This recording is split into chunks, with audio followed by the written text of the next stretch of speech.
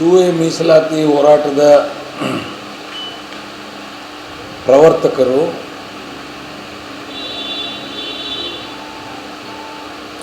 ಪಂಚಮಸಾಲಿ ಸಮಾಜದ ಕೂಡಲ ಸಂಗಮದ ಪೀಠದ ಪೀಠಾಧಿಪತಿಗಳಾಗಿರ್ತಕ್ಕಂಥ ಪರಮಪೂಜ್ಯ ಶ್ರೀ ಬಸವಜಯ ಮೃತ್ಯುಂಜಯ ಸ್ವಾಮೀಜಿಯವರು ಅವ್ರ ಮೇಲೆ ಬಂದಿರತಕ್ಕಂಥ ಆಪಾದನೆಗಳೇನಿದೆ ನಾನು ಖಂಡಿಸಲಿಕ್ಕೆ ಬಯಸ್ತೀನಿ.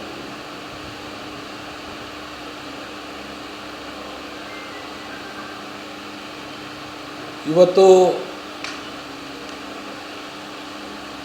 ಉತ್ತುಂಗದಲ್ಲಿ ಇರ್ತಕ್ಕಂಥ ರಾಜಕಾರಣಿಗಳನ್ನು, ಉತ್ತುಂಗದಲ್ಲಿರ್ತಕ್ಕಂಥ ಹೋರಾಟ ಮಾಡ್ತಕ್ಕಂಥ ವ್ಯಕ್ತಿಗಳನ್ನು, ರಾಜ್ಯದಲ್ಲಿ ಕಾವಿದಾರಿಗಳನ್ನು ಅಥವಾ ಪ್ರಮುಖ ವಾಣಿಜ್ಯೋದ್ಯಮಿಗಳನ್ನು ಗುರಿಯಾಗಿ ಇಟ್ಕೊಂಡು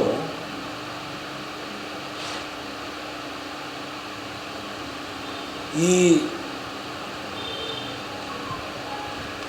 ಹನಿ ಟ್ರ್ಯಾಪ್ ಕೆಲಸಗಳನ್ನು ನಾವು ನೋಡ್ತಾ ಇದ್ದೇವೆ. ಅದೇ ರೀತಿ ನಡೀತಾನೂ ಇದೆ ರಾಜ್ಯದಲ್ಲಿ, ದೇಶದಲ್ಲಿ. ಅದಕ್ಕೆ ಅನೇಕರು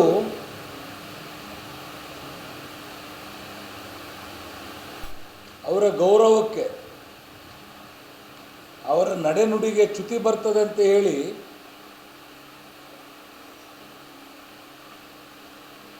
ಬೀದಿಗೆ ಅವರ ಮಾನ ಹರಾಜು ಹಾಕ್ತಾರಂತ ಹೇಳಿ ಭಯದಿಂದ ಸಮಾಜದಲ್ಲಿ ಬದುಕುವಂಥ ವಾತಾವರಣ ನಿರ್ಮಾಣ ಆಗಿದೆ.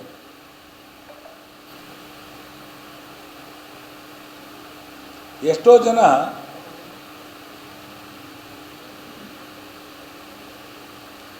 ವ್ಯಾಪಾರೋದ್ಯಮಿಗಳು ಕೆಲವರು ಮಾನಕ್ಕೆ ಹೆದರಿ ಆತ್ಮಹತ್ಯೆ ಮಾಡಿಕೊಂಡಿದ್ದಾರೆ. ಕೆಲವರು ಕಾವಿದಾರಿಗಳು ಕೂಡ ಪೀಠ ತ್ಯಾಗ ಮಾಡಿದ್ದಾರೆ. ಕೆಲವರು ಅವರು ಕೂಡ ದೇಹ ತ್ಯಾಗ ಮಾಡಿದ್ದಾರೆ. ಈ ರೀತಿ ಹಣಕ್ಕಾಗಿ ಬೇಡಿಕೆ ಇಟ್ಟು ಉತ್ತಮರನ್ನು, ಯೋಗ್ಯರನ್ನು, ಸಮಾಜ ಸೇವೆ ಮಾಡ್ತಕ್ಕಂಥವ್ರನ್ನ, ಹಣವಂತರನ್ನು ಗುರಿಯಾಗಿಟ್ಕೊಂಡು ಈ ರೀತಿ ಯಥಾವತ್ತಾಗಿ ರಾಜ್ಯದಲ್ಲಿ ನಡೀತಾ ಇದೆ. ಇವು ಬೆಳಕಿಗೆ ಬಂದ ಮೇಲೆ ಸರ್ಕಾರ ಇದನ್ನು ತೀಕ್ಷ್ಣವಾಗಿ ಸೀರಿಯಸ್ ಆಗಿ ತೆಗೆದುಕೊಂಡು ಇಂಥ ವಿಚಾರಗಳನ್ನು ಕ್ರಮ ವಹಿಸಬೇಕು. ಸರ್ಕಾರ ಎಲ್ಲೋ ಒಂದು ಕಡೆ ನಿರ್ಲಕ್ಷ್ಯ ಮನೋಭಾವನೆ, ಸಹಜ, ಯಾರು ತಪ್ಪು ಮಾಡಿರ್ತಾರೋ ಅವರು ಉಪ್ಪು ನೀರು ಕುಡಿಲೇಬೇಕು. ಆದರೆ ಸತ್ಯಾಸತ್ಯತೆ ಹೊರಗೆ ಬರಬೇಕಲ್ಲ. ಹಣಕ್ಕಾಗಿ ರಾಜ್ಯದಲ್ಲಿ ಎಲ್ಲರನ್ನೂ ಹೆದರಿಸುವ ಕೆಲಸ ತಂತ್ರಗಳು,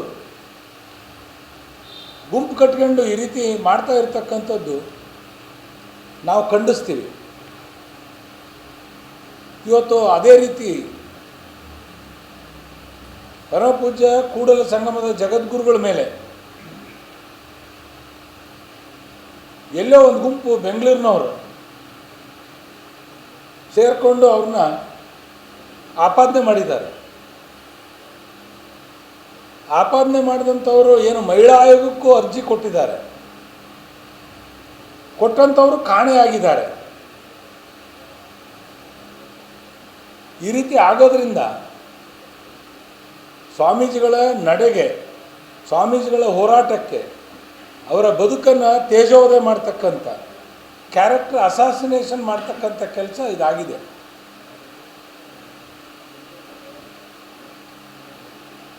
ಕೊಟ್ಟಂಥವ್ರು ಕಾಣೆಯಾಗಿದ್ದಾರೆ. ಟಿ ವಿನಲ್ಲೇ ಬಂದಿದೆ. ಆ ಅಡ್ರೆಸ್ನಲ್ಲಿಲ್ಲ, ಆ ಮೊಬೈಲ್ನ ಸಂಖ್ಯೆನಲ್ಲಿ ಸಿಗ್ತಾ ಇಲ್ಲ.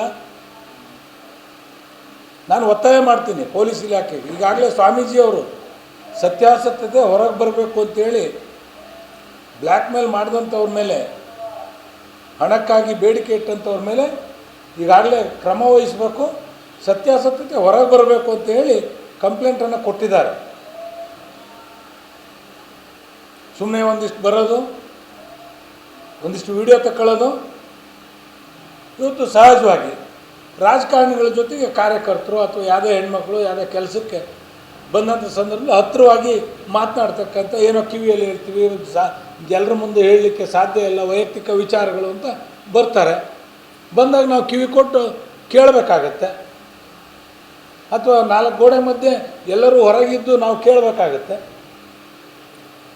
ಅದನ್ನು ಅಪಾರ್ಥಗೊಳಿಸಿ ಕೆಲವು ಉದ್ದೇಶಪೂರ್ವಕವಾಗಿ ವಿಡಿಯೋ ತಕ್ಕೊಂಡು, ಸ್ವಾಮೀಜಿಗಳು ನಮ್ಮ ಜೊತೆ ಭಾಳ ಹತ್ತಿರವಾಗಿದ್ದಾರೆ, ನಮ್ಮ ಜೊತೆ ಸಂಪರ್ಕದಲ್ಲಿದ್ದಾರೆ, ನಮ್ಮ ಜೊತೆಲಿ ಹಾಗೆ ಮಾಡಿದ್ದಾರೆ ಹೀಗೆ ಮಾಡಿದ್ದಾರೆ ಅಂತ ಹೇಳಿ ಇದನ್ನು ಯೂಟ್ಯೂಬ್ ಮೂಲಕ ಬಿತ್ತರಿಸೋದು, ಟಿ ವಿ ಚಾನಲ್ಗಳಿಗೆ ಬಂದು ಸುಳ್ಳು ಹೇಳಿಕೆಗಳನ್ನು ಕೊಡೋದು.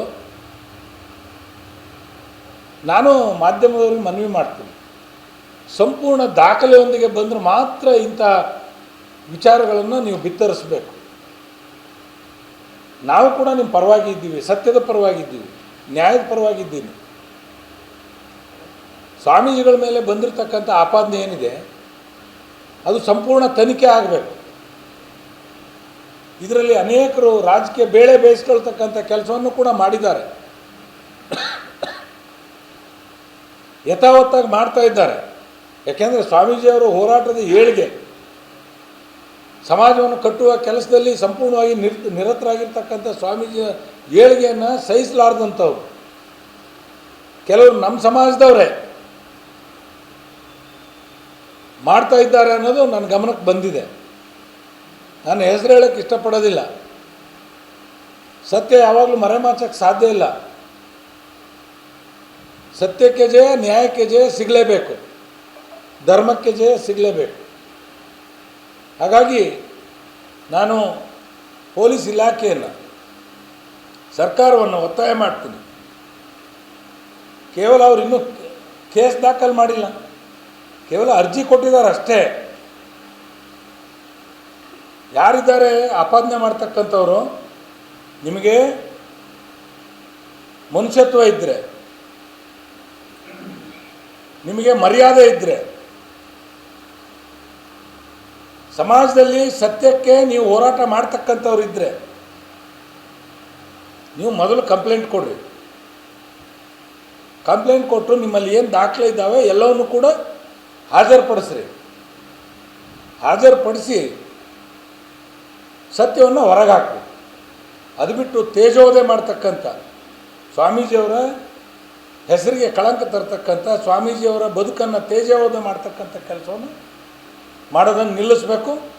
ಯಾರು ಇದರಲ್ಲಿ ಭಾಗಿಯಾಗಿದ್ದಾರೆ ಅವ್ರ ಮೇಲೆ ಕಾನೂನು ರೀತಿಯ ಕೂಡಲೇ ಕ್ರಮ ಕೈಗೊಳ್ಳಬೇಕು ಇಲಾಖೆ.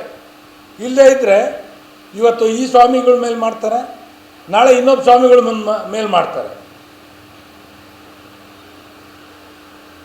ಹಾಗಾಗಿ ಇವತ್ತು ತಮ್ಮ ಮೂಲಕ ನಾನು ಎಲ್ಲರಲ್ಲೂ ಕೂಡ ಸಮಾಜ ಬಾಂಧವರಲ್ಲಿ ಮನವಿ ಮಾಡೋದಿಷ್ಟೇ. ಈ ವಾಟ್ಸಪ್ನಲ್ಲಿ ಬರ್ತಕ್ಕಂಥ AI ಮೂಲಕ ನಿರ್ಮಿತ ವಾಟ್ಸಪ್ಗಳನ್ನು ಯಾರೂ ನಂಬಬೇಡ್ರಿ,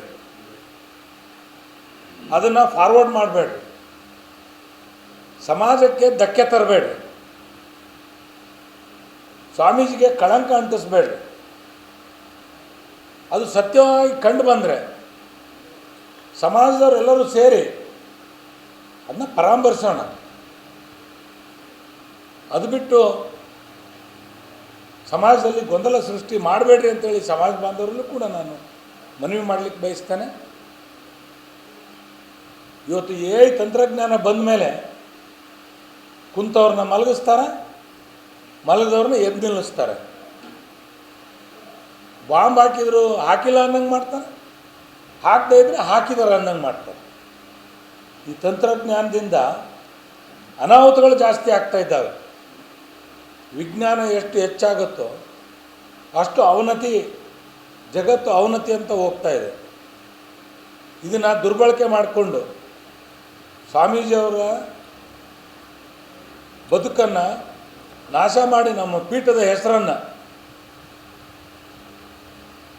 ಹಾಳು ಮಾಡ್ತಕ್ಕಂಥ ಇಂಥ ದುಷ್ಟಶಕ್ತಿಗಳನ್ನು ಇವತ್ತು ಇಲಾಖೆ ಕಡಿವಾಣ ಹಾಕಬೇಕು.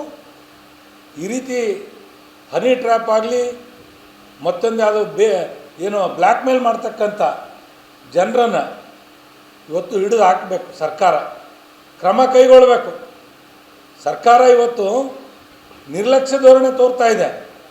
ಈಗಾಗಲೇ ಕೇಸ್ ರಿಜಿಸ್ಟರ್ ಆಗಿ ವಾರ 10 ದಿವಸ ಆಗಕ್ಕೆ ಬಂತು. 10 ದಿವಸದಲ್ಲಿ ಒಮ್ಮೆ ಬೆಂಗಳೂರಿನ ಹೆಣ್ಮಗಳು ಅಂತ ಹೇಳ್ತಾರೆ, ಒಮ್ಮೆ ವಿಜಯಪುರ ಅಂತಾರೆ, ಒಮ್ಮೆ ಹುಬ್ಬಳ್ಳಿ ಹೆಣ್ಮಗಳು ಅಂತ ತೋರಿಸ್ತೀರಿ. ಯಾರು ನಂಬಬೇಕು ನಾವು ಸಮಾಜದವರು? ಈ ರೀತಿ ಮಾಡೋದ್ರಿಂದ ಸಮಾಜ ಅನ್ಯ ಸಮಾಜದವರೊಟ್ಟಿಗೆ ತಲೆ ತೆಗೆಸುವ ಸನ್ನಿವೇಶವನ್ನು ತಂದಿಡ್ತಾ ಇದ್ದಾರೆ ಅಯೋಗ್ಯರು. ಇದಕ್ಕೆ ಕೂಡಲೇ ಸರ್ಕಾರ ಕ್ರಮ ವಹಿಸಬೇಕು. ಎಲ್ಲಿದ್ದರೂ ಪಾತಾಳದಲ್ಲಿದ್ದರೂ ಹುಡುಕಿ ತರತಕ್ಕಂಥ ಶಕ್ತಿ ಪೊಲೀಸ್ ಇಲಾಖೆಗಿದೆ. ಈ ವಿಷಯವನ್ನು ಹಗುರವಾಗಿ ನೀವು ತಗೋಬಾರ್ದು. ಇದರಿಂದ ನಮ್ಮ ಸಮಾಜಕ್ಕೆ ಧಕ್ಕೆ ಉಂಟಾಗ್ತಕ್ಕಂಥ ಸನ್ನಿವೇಶ ಆಗ್ತಾಯಿದೆ. ಹೋರಾಟ ಮಾಡ್ತಕ್ಕಂಥವರ ಜಂಗಬಲ ಅಡಿಗೋಗ್ತಾ ಇದೆ. ಅದಕ್ಕೆ ನಾನು ಸರ್ಕಾರವನ್ನು ಒತ್ತಾಯ ಮಾಡ್ತೀನಿ, ಇಲಾಖೆಯನ್ನು ಒತ್ತಾಯ ಮಾಡ್ತೀನಿ. ಕೂಡಲೇ ಇವತ್ತು ಸುಮ್ಮನೆ ಯಾರೋ ಬಂದು ಅರ್ಜಿ ಕೊಟ್ಟ ತಕ್ಷಣ ಅದನ್ನು ಬಿತ್ತರಿಸೋದು, ಸತ್ಯಾಸತ್ಯತೆ ದಾಖಲೆಗಳಿಲ್ಲದೆ ಕೇಸ್ ರಿಜಿಸ್ಟರ್ ಮಾಡ್ತಕ್ಕಂಥದ್ದು, ಇಲಾಖೆಯು ಕೂಡ ಜವಾಬ್ದಾರಿಯಿಂದ ತಮ್ಮ ಕರ್ತವ್ಯವನ್ನು ನಿರ್ವಹಣೆ ಮಾಡಬೇಕಾಗತ್ತೆ. ಮಹಿಳಾ ಆಯೋಗ, ನಾನು ಅವರಲ್ಲಿ ಅಧ್ಯಕ್ಷರಲ್ಲಿ ಮನವಿ ಮಾಡ್ತೀನಿ, ನೀವು ಕೇವಲ ಅರ್ಜಿ ಕೊಟ್ಟ ತಕ್ಷಣ ಅದನ್ನು ದೊಡ್ಡದಾಗಿ ಬಿಂಬಿಸಿ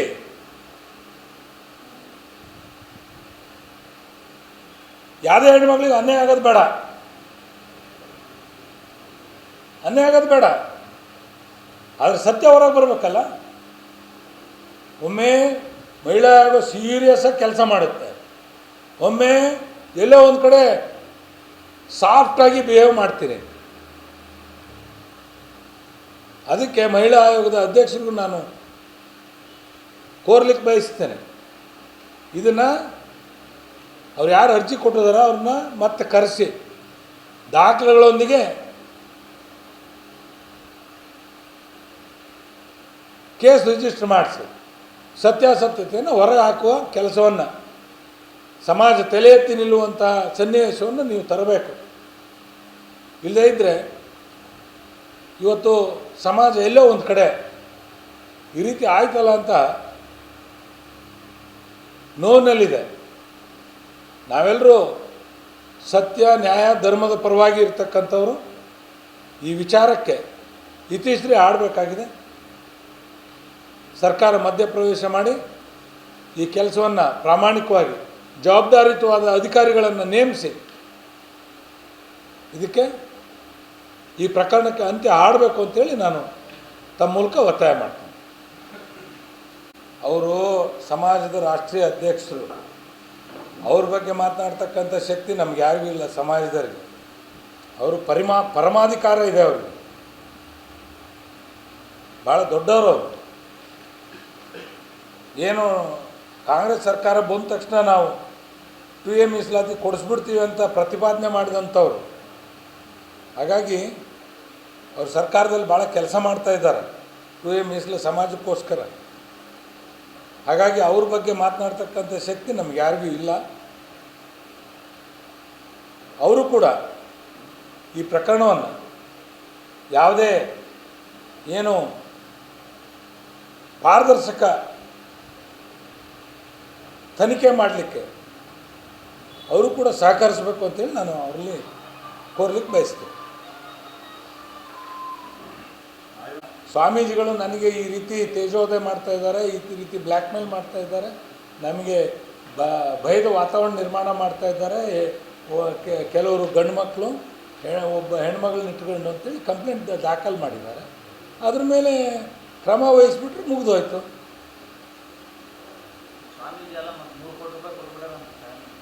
ಅದೆಲ್ಲ ಸುಳ್ಳು. ಯಾರು ಹೇಳಿದರು? ಸ್ವಾಮೀಜಿ ಹೇಳಿದ್ರು 3 ಕೋಟಿ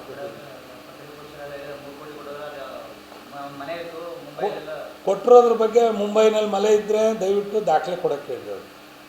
ಸುಮ್ಮನೆ ಗಾಳಿಯಲ್ಲಿ ಗುಂಡು ಹೊಡೆಯೋ ಕೆಲಸ ಮಾಡಬಾರ್ದು. ಕೆಲವರು ತಮ್ಮ ಸ್ವಾರ್ಥ ಸಾಧನೆ ಮಾಡ್ಕೊಳ್ಳೋಕ್ಕೆ. ಸ್ವಾಮೀಜಿಗೂ ಅವರಿಗೂ ವ್ಯತ್ಯಾಸ ಇದ್ದರೆ ಅದನ್ನು ವ್ಯತ್ಯಾಸವನ್ನು ಸರಿ ಮಾಡ್ಕೋಬೇಕು ಹೊರತು ಮುಂಬೈನಲ್ಲಿ ಮನೆ ಮಾಡಿದ್ದಾರೆ, ಡೆಲ್ಲಿನಲ್ಲಿ ಮನೆ ಮಾಡಿದ್ದಾರೆ, 3 ಕೋಟಿ ಕೊಟ್ಟಿದ್ದಾರೆ. ನಮ್ಮ ಸ್ವಾಮಿ ಜಂಗಮ ಜೋಳಿಗೆ ಯಾರೆಲ್ಲಿ ಕೊಡ್ತಾರೋ ಅಲ್ಲೇ ಕೊಟ್ಟು ಹೋಗ್ತಕ್ಕಂಥ ಪರಿಪಾಠ ಇರ್ತಕ್ಕಂಥ ಸ್ವಾಮೀಜಿಯವರು. ಯಾವುದೇ ಹಣ ಮಾಡಿಲ್ಲ, ಯಾವುದೇ ಐಷಾರಾಮಿ ಮಠ ಕಟ್ಟಿಲ್ಲ. ಸುಮ್ಮನೆ ಈ ರೀತಿ ಗಾಳಿಯಲ್ಲಿ ಗುಂಡು ಹೊಡಿತಕ್ಕಂಥ ಕೆಲಸವನ್ನು ಯಾವ ನಾಯಕರು ಕೂಡ, ಸಮಾಜದವರಾಗಲಿ ಯಾವ ನಾಯಕರು ಕೂಡ ಮಾಡಬಾರ್ದು. ಸತ್ಯ ಅರಿಯುವವರೆಗೆ ಯಾರೂ ಅನಾವಶ್ಯಕವಾಗಿ ಹೇಳಿಕೆಗಳನ್ನ ಕೊಡಬಾರ್ದು ಅಂತೇಳಿ ನಾನು ತಮ್ಮ ಮೂಲಕ ರಾಜ್ಯದ ದೇಶದ ಪಂಚಮಸಾಲಿ ಸಮಾಜದ ಬಂಧು ಬಾಂಧವರಲ್ಲಿ ಮನವಿ ಮಾಡ್ತೀನಿ. ಪ್ರತಿಭಟನೆ ಇಲ್ಲ. ಅಲ್ಲಿ ಬಿಜಾಪುರ ಬಾಗಲಕೋಟೆ ಹೆಡ್ ಕ್ವಾರ್ಟರಲ್ಲ ಸ್ವಾಮೀಜಿಯವ್ರದ್ದು ಮತ್ತು ಸಮಾಜದವರು ಮಾಡ್ತಾಯಿದ್ದಾರೆ. ಇಲ್ಲೇ ನಾವು ಪ್ರತಿಭಟನೆ ಮಾಡಲ್ಲ, ಅದಕ್ಕೆ ಇವತ್ತು ಹೇಳಿಕೆ ಕೊಟ್ಟಿದ್ದೀವಿ.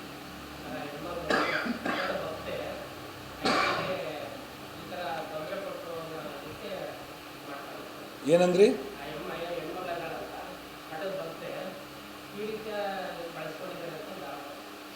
ಅದಕ್ಕೆ ಹೇಳಿದ್ದು ತನಿಖೆ ಆಗಲಿ ಅಂತ. ಭಕ್ತೇನೋ ಭಕ್ತಿ ಹೌದೋ ಅಲ್ಲೋ, ಅವಳ ತಂತ್ರಗಾರಿಕೆ ಏನಿದೆ ಅವೆಲ್ಲವೂ ಕೂಡ ಹೊರ ಬರಲಿ. ಏನು ಇಲಾಖೆ ಮೂಲವಾಗಿ ಏನಿದೆ ಬೇರು ಮಟ್ಟದಲ್ಲಿ ತನಿಖೆ ಮಾಡಿ ಇದು ರಾಜ್ಯಕ್ಕೆ ಸಮಾಜಕ್ಕೆ ತಿಳಿಸುವ ಕೆಲಸವನ್ನು ಮಾಡಿ ಕಾನೂನು ರೀತ್ಯ ಕ್ರಮ ಕೈಗೊಳ್ಳುವ ಕೆಲಸವನ್ನು ಸರ್ಕಾರ ಇಲಾಖೆ ಮಾಡಬೇಕು ಅಂತೇಳಿ ತಮ್ಮ ಮೂಲಕ ಒತ್ತಾಯ ಮಾಡ್ತಾರೆ. ನಮಸ್ಕಾರ.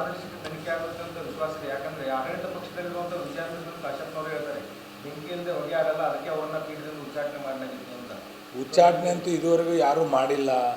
ಸ್ವಾಮೀಜಿ ಅವರೇ ಇವರ ಕಾಟಕ್ಕೆ ಹೊರಗೆ ಬಂದಿದ್ದಾರೆ. ಸಮಾಜ ಅವ್ರ ಜೊತೆಯಲ್ಲಿದೆ ಹೊರತು ಯಾವುದೇ ಒಬ್ಬ ವ್ಯಕ್ತಿಯ ಕೈಗೊಂಬೆ ಆಗಲಿಕ್ಕೆ ನಾವು ಬಿಡೋದಿಲ್ಲ, ಸಮಾಜನೂ ಬಿಡೋದಿಲ್ಲ. ಸ್ವಾಮೀಜಿಗಳು ಸಮಾಜಕ್ಕೆ ಉತ್ತರದಾಯಿತ್ವ ಹೊರತು ಯಾವ ಒಬ್ಬ ವ್ಯಕ್ತಿಗೆ ಉತ್ತರದಾಯಿತ್ವ ಅಲ್ಲ. ಹೇಳಿಕೆ ಕೊಡೋದ್ರಿಂದ ದೊಡ್ಡವರಾಗೋದಿಲ್ಲ. ಅದಕ್ಕೆ ನಾನು ಹೇಳ್ತಾ ಇರೋದು ತನಿಖೆ ಆಗಲಿ. ತನಿಖೆ ಆದಮೇಲೆ ಸತ್ಯಾಸತ್ಯದ ಹೊರಗೆ ಬಂದ ಮೇಲೆ ಸಮಾಜದವರು ಮಾತನಾಡಲಿಕ್ಕೆ ನಮಗೆ ಶಕ್ತಿ ಬರ್ತದೆ ಅಂತೇಳಿ ನಾನು. ಯಾಕಂದರೆ ಸರ್ಕಾರ ವಿರುದ್ಧ ಈಗ ಬೆಳಗಾವಿಯಲ್ಲಿ ಲಾಠಿ ಚಾರ್ಜ್ ಐತಿ, ಅದರದ್ದೇ ಒಂದು ತನಿಖೆ ಆಗ್ತಾ ಇದೆ. ಇನ್ನೂ ಅದು ಬಂದಿಲ್ಲ. ಹೀಗಾಗಿ ಈ ಸರ್ಕಾರದಲ್ಲಿ ನೀವು ಪಾರದರ್ಶಕವಾದ ತನಿಖೆ ಆಗಿ ನೋಡ್ರಿ, ಸರ್ಕಾರಿ ಕೆಲಸ ದೇವ್ರ ಕೆಲಸ ಅಂತ ನಾವೆಲ್ಲರೂ ಹೇಳೋದು. ಕೂತವರು ಪ್ರಾಮಾಣಿಕವಾಗಿ ಮಾಡ್ತಾರೆ ಅನ್ನೋ ನಂಬಿಕೆ ನಮ್ಮಲ್ಲಿ ಇರಬೇಕು. ಅವ್ರು ತಪ್ಪು ಮಾಡಿದಾಗ ಮತ್ತೆ ಅದ್ರ ವಿಚಾರ ನಾವು ಮತ್ತೆ ಮಾಡೋಕ್ಕೆ ಪೊಲೀಸ್ ಇಲಾಖೆ ಮೇಲೆ ನಮಗೆ ವಿಶ್ವಾಸ ಇದೆ. ನಾವೆಲ್ಲರನ್ನೂ ಸುಮ್ಮನೆ ನೀಲಿ ಕಣ್ಣಿಂದ ನೋಡಬಾರ್ದು, ಹಳದಿ ಕಣ್ಣಿಂದ ನೋಡಬಾರ್ದು. ನಾವು ವಿಶ್ವಾಸ ಇಡಲೇಬೇಕು. ಪಂಚಮಸಾಲಿ ಸಮುದಾಯಕ್ಕೆ ಮಠ ಪರಂಪರೆ ಒಪ್ಪಿಲ್ಲ. ಅವ್ರವ್ರ ಸ್ವಾರ್ಥಕ್ಕೆ ಅನುಕೂಲಕ್ಕೆ ಸ್ವಾಮೀಜಿಗಳು ತಲೆಬಾಗಿದ ತಕ್ಷಣ ಪರಂಪರೆಯಿಂದ ಹೊರಗೆ ಹಾಕುವ ಕೆಲಸ ನಿರಂತರವಾಗಿ ನಡೀತಾ ಇದೆ. ಇನ್ನು ಮುಂದೆ ಆ ರೀತಿ ಆಗಕ್ಕೆ ಕೊಡೋದಿಲ್ಲ. ಯಾರು ನಾವೇ ದೊಡ್ಡವರು ಅಂತಾರೆ ಅಂಥವ್ರನ್ನೇ ಸಮಾಜ ಕಿತ್ತೊಗೆಯೋ ಕೆಲಸ ಮುಂದಿನ ದಿನಗಳಲ್ಲಿ ಮಾಡ್ತದೆ. ಧನ್ಯವಾದಗಳು. Thank you.